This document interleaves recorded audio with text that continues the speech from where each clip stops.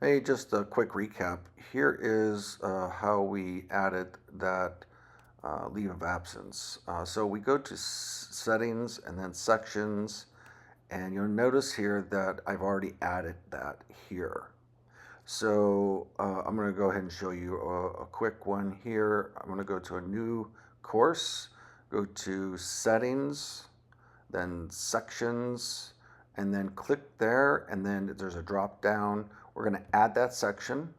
Now it's already in that course.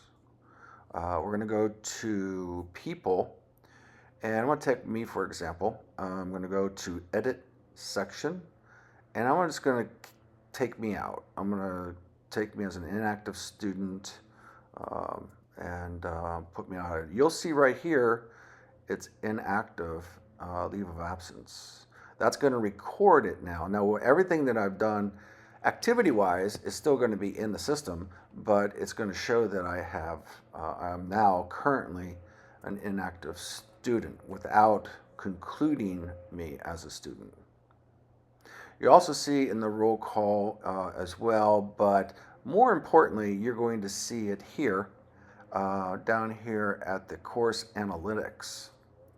And the course analytics in every course is going to show you um, the students that when they first started. So look right here, you're going to see when they last participated in the course. So that is going to give you a report of how long they've been in class and how long they've been absent, right?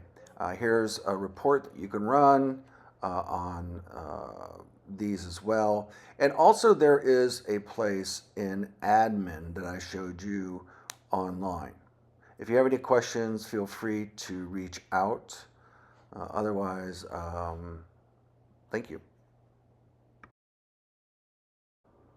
All right, one thing we didn't go over was choosing a date. So you got to go back into your course, pick the student, and then go in, and down below you're going to see a little date here. You're going to have to pick that date so to record when that student was absent or has is no longer in the class. So for it to record.